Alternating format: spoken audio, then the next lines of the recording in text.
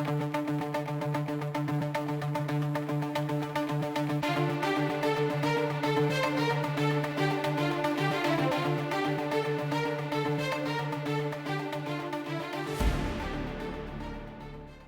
आप देख रहे हैं न्यूज फॉर नेशन और मैं हूं प्रियदर्शन। आपने वो कहावत तो सुनी ही होगी कि सैया भये कोतवाल तो डर काहे का।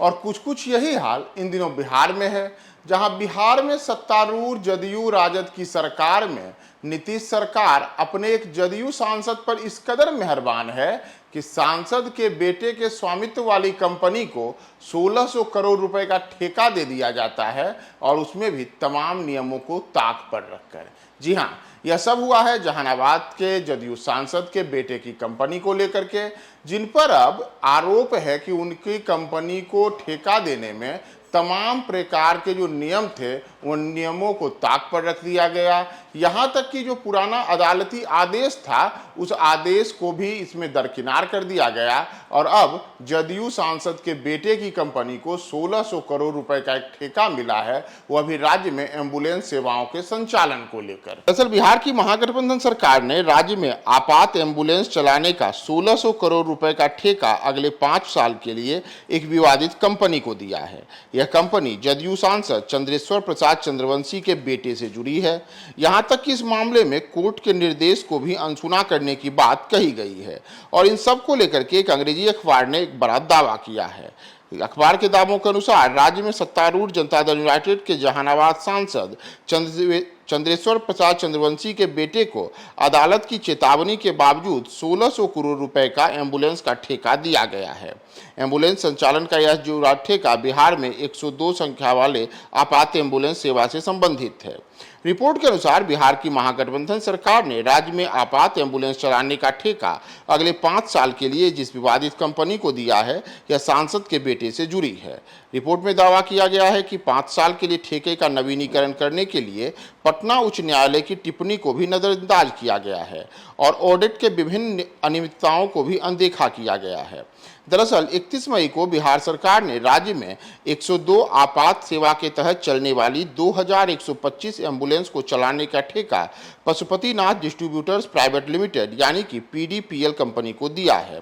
लगभग 1600 करोड़ रुपए का ठेका देने वाली कंपनी जहानाबाद के सांसद के रिश्तेदारों की है। सरकार की योजना के तहत एम्बुलेंस में गर्भवती महिलाओं, गंभीर बीमार लोगों और नवजात बच्चों को अस्पताल पहुंचाने की योजना रहती है, और इससे मरीजों को इसकी एवज में कोई शुल्क नहीं देना पड़ता है। अब इस ठेके के लिए 5 अप्रैल 2022 को प्रस्ताव के लिए अनुरोध जारी किया गया था। आधिकारिक दस्तावेजों के हवाले से यह दावा किया गया है कि ठेका जारी करने को लेकर निर्धारित नियमों को बदला गया, और यहां तक कि आपत्तियों को भी अनदेखा कर दिया गया।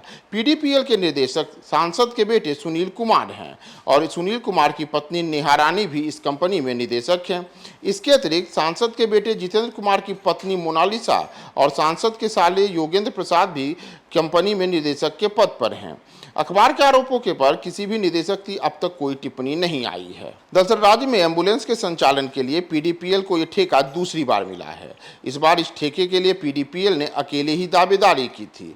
इससे पहले पीडीपीएल और सम्मान फाउंडेशन को एक कंसोर्टियम यानी कि सह व्यवस्था के तहत राज्य में 625 एम्बुलेंस चलाने का साझा ठेका मिला था। सम्मान फाउंडेशन ने इस बार मुंबई की कंपनी बीबीजी इंडिया लिमिटेड के साथ मिलकर ठेके के लिए दावेदारी पेश की थी। इसके अलावा GVK emergency management research institute Secunderabad और जीवित्रा हेल्थ केयर लिमिटेड मुंबई ने भी इस ठेके के लिए अपनी दावेदारी पेश की थी, लेकिन इन सबको दरकिनार करके सांसद के बेटे के स्वामित्व वाली कंपनी को ठेका दिया गया है, और इसमें आरोप है कि ठेके के लिए रिक्वेस्ट फॉर प्रपोजल के नियमों में बदलाव किया गया।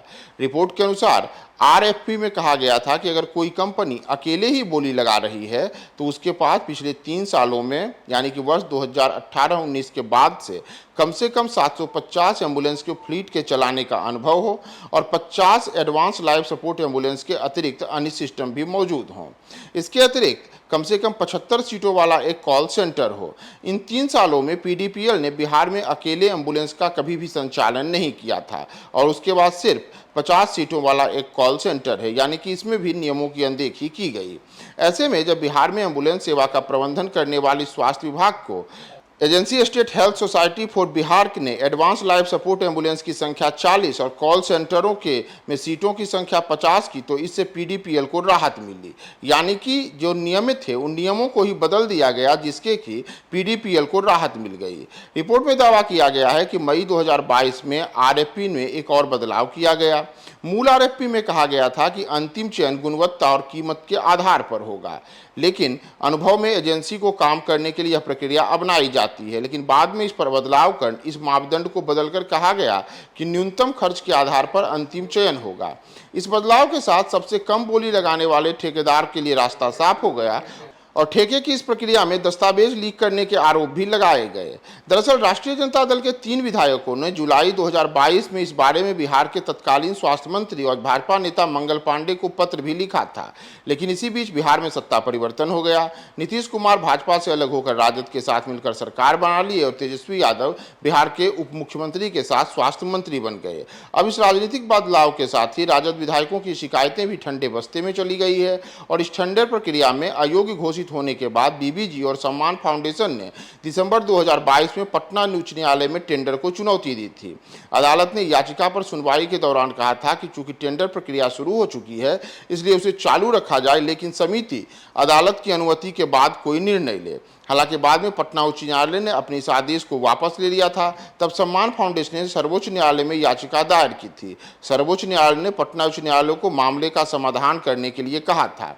इन सब चीज़ों के बीच ही अब जो सामने मामला आया है उसके अनुसार जो सांसद के बेटे हैं उनकी कंपनी को अब ठेका जारी कर दिया गया है और इसमें जिन नियमों को बारी बारी से बदला गया है, यानी कि तमाम ऐसे नियम बनाए गए जिन नियमों से कि जो कंपनी है उस कंपनी के लिए आसानी से ठेका हासिल हो जाए, तो उसे लेकर के ये पूरा नया विवाद सामने आया है। अब देखना यह महत्वपूर्ण होगा कि जिन विवादों को लेकर के सांसद के बेटे की कंपनी पर आरोप लगे हैं उसमें राज्य का स्वास्थ्य महकमा और राज्य सरकार अब इन तमाम चीज़ों पर अपनी ओर से क्या सफाई पेश करती है।